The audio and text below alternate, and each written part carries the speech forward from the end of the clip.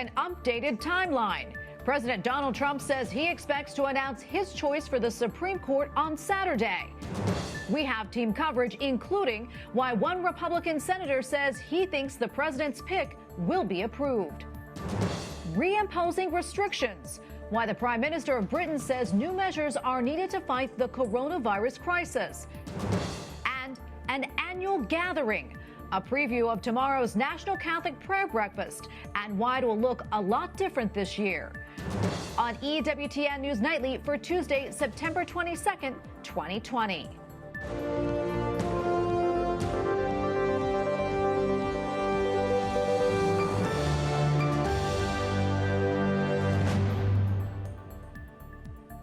Tonight, the battle to confirm a Supreme Court nominee is kicking into high gear. President Donald Trump says he will announce his pick to fill the High Court's vacancy this Saturday. Meantime, on Capitol Hill, it seems all but certain that the president will have the votes to confirm his choice. Good evening and thanks for joining us tonight. I'm Tracy Sable. As the battle starts over the Supreme Court vacancy, the president slams China over the coronavirus pandemic in a speech to world leaders. White House correspondent Owen Jensen reports. Owen? Tracy, fill that seat has become a popular chant at President Trump's campaign rallies. And come this weekend, he'll be starting that process. Now it's just a matter of who it'll be. President Donald Trump tweets this morning, "I will be announcing my Supreme Court nominee on Saturday at the White House, exact time TBA." And when asked about the potential high court judges, Chief of Staff Mark Meadows says all candidates are being fully vetted. Much of those discussions, in fact, all of them are preferred to be in private and without a whole lot of visibility from the media. In 2016, President Trump pledged to choose justices who were open to dismantling Roe v. Wade. And when Mark Meadows was asked if the president believes it should be overturned, that's going to be something that will ultimately be decided by the justices of the Supreme Court. And so him weighing in on that particular subject, certainly with potential nominees, is not something he would do or should do. Meanwhile, at the United Nations, as the coronavirus pandemic continues to sicken and kill people, President Trump delivered a videotaped, hopeful message. We will distribute a vaccine. We will defeat the virus. We will end the pandemic. More than 200,000 Americans have died from the virus, and the president slammed China. We must hold accountable the nation which unleashed this plague onto the world, China. On the campaign trail in Wisconsin yesterday, Joe Biden predicted potentially more misery. As awful as the past 180 days have been, the next 90 days could be twice as bad. And this afternoon at the White House, Press Secretary Kayleigh McEnany went before reporters. We're already producing, the goal is 100 million doses by the end of the year. That's a testament to this president and his response. Also tonight, former Democratic presidential candidate and billionaire Michael Bloomberg is paying off the fines owed by felons in Florida so they're eligible to vote there. He's also spending $100 million of his own money to help Joe Biden win that state. Tracy? Okay, thank you so much. On White House correspondent Owen Jensen reporting for us tonight. Republican Senator Mitt Romney has been one of the most watched senators following the news of Justice Ginsburg's death. He was viewed as a likely no vote, along with Senators Susan Collins and Lisa Murkowski, on confirming a new justice soon. But today, that all changed. Capitol Hill correspondent Eric Rosales continues our team coverage tonight. Eric? Well, that's right, Tracy. Some big news from the Republican senator from Utah, Mitt Romney, who has decided not to block President Trump's pick to the U.S. Supreme Court. He went on to say that if the nominee's name reaches the Senate floor, he will, quote, vote based on their qualifications. Senator Mitt Romney takes the Senate one step closer to confirming the next justice of the U.S. Supreme Court. The decision to proceed with a new nominee is also consistent with history and precedent, and that's where I come out. By a count of 53 senators to 47, Republicans hold the majority in the Senate. Democrats would need 4 GOP defectors to join them to block consideration of a nominee at this time. Only 2 Republicans have said they oppose it, Senator Susan Collins of Maine and Lisa Murkowski of Alaska. Today, Senator Romney explained his decision. In a circumstance where a nominee of a president is from a different party than the Senate, then more often than not, the Senate does not confirm. So the Garland decision was consistent with that. On the other hand, when there's a nominee of a party that is in the same party as the Senate, then typically they do confirm. The Senate has more than sufficient time to process a nomination. History and precedent make that perfectly clear. Conservative senators are pushing for a swift vote before Election Day. I will be leading the charge to make sure that President Trump's nominee has a hearing, goes to the floor of the United States Senate for a vote, because that is my job. All despite Democratic objections. Leader McConnell and Chairman Graham have made a mockery of their previous position. We may have a court which has more of a conservative bent than it's had over the last few decades. But my liberal friends have, over many decades, gotten very used to the idea of having a liberal court. And that's not written in the stars. GOP senators are also concerned how Republican Cory Gardner would vote. The senator from Colorado is up for re-election and is facing a lot of pressure from both sides. Now, the issue is so contentious that a source told me that Senator Tom Cotton actually flew up to Colorado and stayed with Cory Gardner and flew back to D.C. with him, where they talked about the issue. In the end, Senator Gardner has decided to not block President Trump's pick to the U.S. Supreme Court. Tracy? Correspondent Eric Rosales reporting from Capitol Hill tonight. Thank you so much, Eric. And coming up later in the show, the son of the late Supreme Court Justice Antonin Scalia joins me to talk about the close personal relationship his father, Justice Scalia, had with Justice Ruth Bader Ginsburg.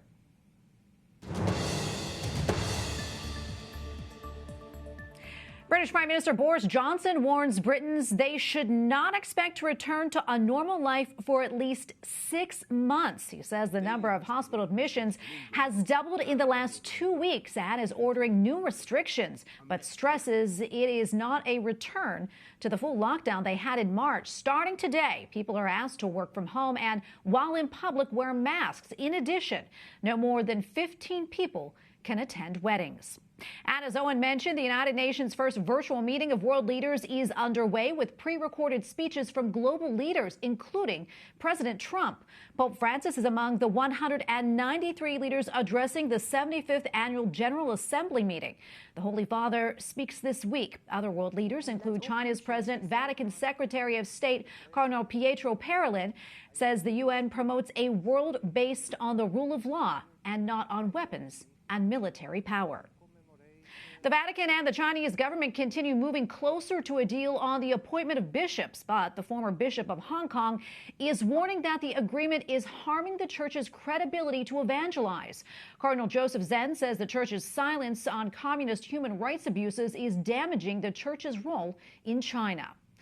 The Vatican's Congregation for the Doctrine of Faith has criticized an appeal by German theologians for Catholics and Protestants to receive communion at each other's churches. The president of the German Bishops' Conference says the proposal for intercommunion did not do justice to the Catholic understanding of the Church, the Eucharist, and holy orders. The Vatican reaffirms its teaching that euthanasia or assisted suicide is an intrinsically evil act. In a document released today, the Holy See calls on Catholics to accompany the sick and dying through prayer and the sacraments. The 45-page text was approved by the Holy Father over the summer. For more on this story, including its advice for priests and the faithful, visit our partners at CatholicNewsAgency.com. A new program in Rome seeks to combine lessons taught in business schools with the Catholic faith. The Discerning Leadership Program is an initiative of the International Association of Jesuit Universities in collaboration with its MBA schools in Spain, Italy, and the United States. And the executive director of the program, Father David McCallum, joins us now from Rome. Father, welcome to the show.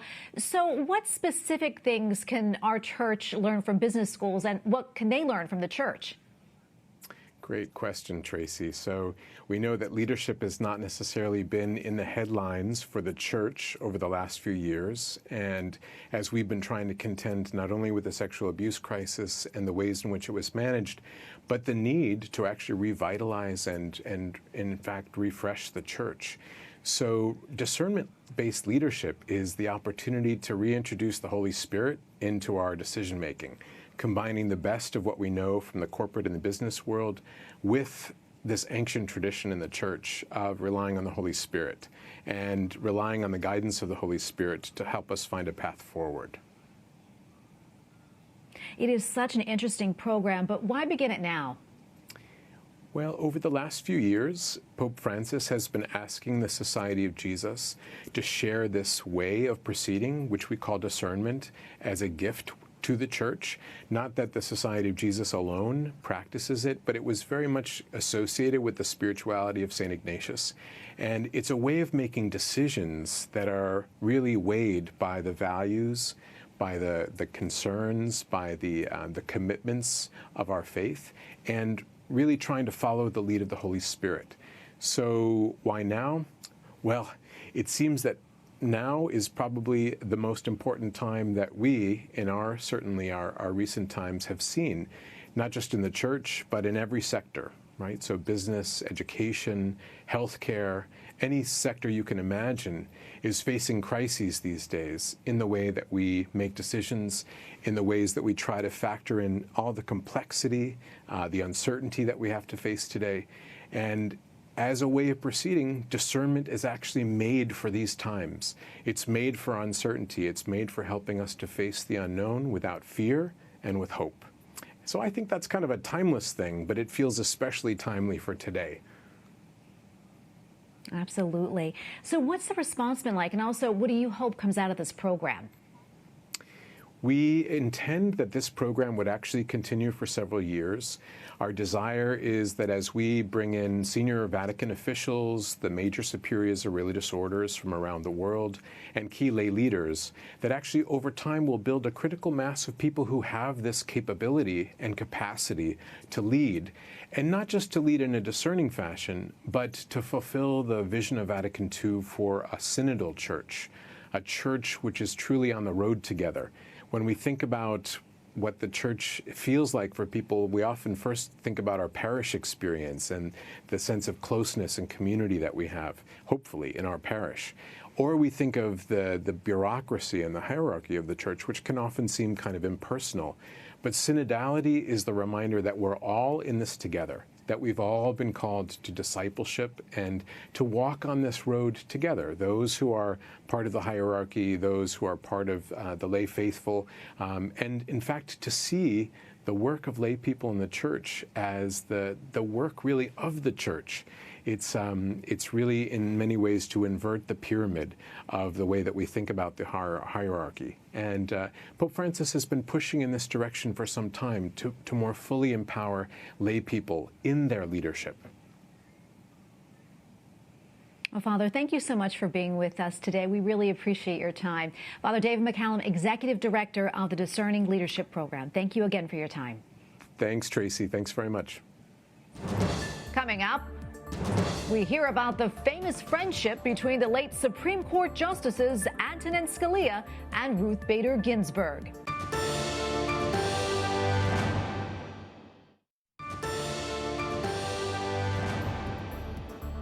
As the nation continues to pay tribute to Supreme Court Justice Ruth Bader Ginsburg, one of the more personal hallmarks of her legacy is her longtime friendship with the late Supreme Court Justice Antonin Scalia. Once asked how we could be friends given our disagreement on lots of things, Justice Scalia answered, "I attack ideas, I don't attack people. Some very good people have some very bad ideas."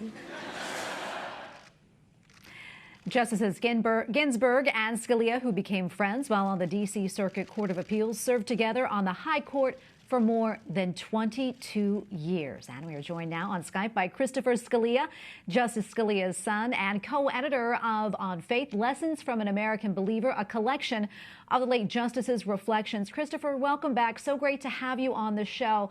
Wondering, what comes to mind when you think of your father's friendship with Justice Ruth Bader Ginsburg? Thanks a lot for having me, Tracy. First thing that comes to mind, I guess, is just kind of laughter. They made each other laugh. She used to say that really only two people she knew made her laugh very often out loud, and those people were her husband, Marty Ginsburg, and my father. She also told a story about how when they were on the D.C. Circuit Court of Appeals together in the early 80s, my dad would whisper jokes to her while court was in session, and she would have to pinch herself so that she didn't disrupt the courtroom by laughing out loud. So I think of that, but it was more than just the two of them sharing the friendship. My mother was also very good friends with Justice Ginsburg and her husband, Marty. So it was the four of them spending a lot of time together and enjoying each other's company. It's so great to hear those stories, Chris. I know theirs was a great friendship, and you mentioned some of those stories. And it was all despite their ideological differences and being from different faiths. I know they often socialize outside of court, as you mentioned. What do you think helped to form that bond between them? And also, what lessons do you think that we all can learn from their friendship, as these days, it seems kind of a rarity to have that type of relationship? Yeah, I think first of all, I think they had a good working relationship. They had, I guess you could say, similar work habits in that they both really liked to give feedback and advice to the opinions of other judges. And especially on the first court, the D.C. Circuit Court of Appeals, not all the other judges appreciated that, but Justice Ginsburg and my father both did. So they helped each other with their opinions, even when they were kind of making very different arguments. But they also had, I think, in some ways similar backgrounds, despite the differences of faith. They were both born in New York around the same time, different boroughs, but I think, close enough. And they were probably kind of similar types, or they were familiar types. They would have kind of been familiar with each other when they met. And they shared a love of opera. They shared a love of good wine and good food. Marty Ginsburg was basically a gourmet chef, and my mom loved to trade recipes with him, and my dad liked to eat. So it all worked out together, worked out pretty well. And as for lessons, I think the lesson is that you can be friends with political adversaries or ideological adversaries. The importance is, as that clip suggested at the beginning, to focus on the ideas and the arguments. And once you start looking at people with different arguments and ideas as enemies, that's when you start running into the real problems. So Justice Ginsburg and my father didn't compromise their beliefs for the sake of their friendship, nor did they let those beliefs, those very strong, deep convictions, undermine their friendships. They found a delicate balance. Chris, there's a wonderful story that I saw you recently shared on social media about your father giving Justice Ginsburg 24 red roses for her birthday, and what his response was when someone asked why he bought her those flowers. Would you mind talking about that? Because I think it says so much.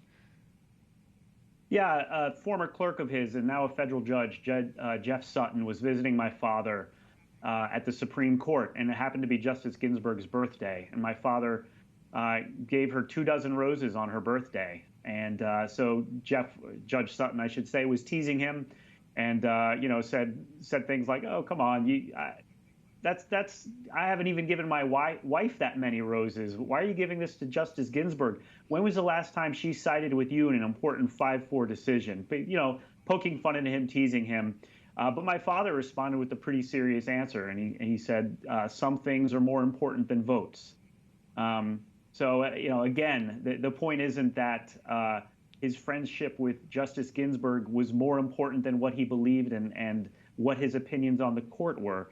But the point was that those opinions and those beliefs didn't trump his friendship, and they could find a way to overcome those things because of all the many other things they had in common, and just the fact that they enjoyed each other's company. Well, Chris, thanks so much for coming on the show and sharing those memories with us. We really appreciate it. It's my pleasure. Thanks a lot for having me on. Up next, the National Catholic Prayer Breakfast is tomorrow, but will not look like any of the previous events. We'll explain.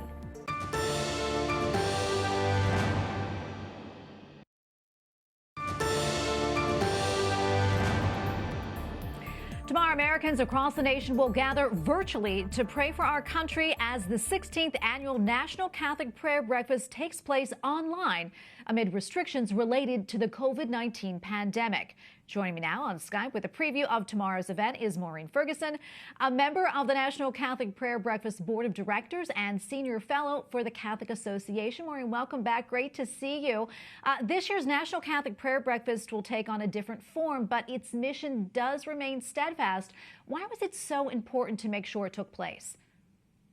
Well, the National Catholic Prayer Breakfast has been scheduled for 16 years and normally in the spring, but this year, of course, we had to postpone due to the pandemic, and we were trying to figure out what to do about that, but we figured it's more important than ever to gather in prayer, so we decided to do at least this, to gather virtually, and we're so pleased that EWTN is going to be airing this online. People can also register to watch the live stream, but we felt it was incredibly important to gather together in prayer because we are living in such tumultuous times. So many things are quite unsettling, and it couldn't be a more important time for us to gather in prayer. And, you know, I always think of St. Therese, how she talks about the importance of wasting time in prayer and how that's a fruitful waste of time. So we hope your viewers will join us tomorrow to have some fruitful waste of time together. Mm-hmm. Maureen, we know this event was established in 2004 in response to St. John Paul II's call for a new evangelization. How do you think that call resonates amid the many challenges that we're facing right now? Well, the program is really designed to address exactly that. And that was the whole purpose of the founding of the prayer breakfast 16 years ago, was in response to the Pope's call for the new evangelization. So we're going to kick off our prayer breakfast tomorrow with by joining together to say the Chaplet of Divine Mercy, that beautiful prayer, which of course, we're always in need of God's mercy, but it feels particularly timely to be asking for God's mercy on our country at this time during the pandemic, of course, and just the various tumultuous things going on in the country. So we felt it was more important than ever to gather in prayer. And after that, we always invite civil leaders to speak and spiritual leaders. So we have a fantastic program, and we really hope people can tune in. Yeah, I know there's a lot of exciting speakers, including the president, who's going to deliver virtual remarks. What are you looking forward to hearing from him? Well, it's going to be fascinating to see those remarks. We always invite the sitting president, so long as the president is not in opposition to the foundational church teachings on protection of the unborn and religious liberty. So we're really looking forward to hearing from the president. I don't know what he's going to say. I imagine he'll talk about his accomplishments in the areas of protection of the unborn, religious liberty, perhaps even an issue that's becoming more and more important to Catholics, and as a mother, particularly important to me, the right of parents to educate their children. There's been a lot of emphasis on the school choice issue, so perhaps he'll touch upon that, but we'll have to wait and see. Maureen, we don't have a lot of time left, but wondering if you can share with us some other highlights for tomorrow. I know that Attorney General Barr is also receiving an award. That's right. We decided to give this award to Attorney General Barr last year, actually, after he gave that incredibly powerful and courageous speech at Notre Dame. If any of your viewers haven't seen or watched that speech, it's really worth tuning in. He really hit the nail on the head in terms of diagnosing the problems of moral relativism and the very destructive effect they have on people's lives. It was a really beautiful speech. He also talked about the right of parents to educate their children and bring them up in the faith in this very toxic culture, which is becoming more and more antagonistic to those values that we're trying to instill in our children. And also we're going to hear the keynote address. The keynote address is Bishop Barron.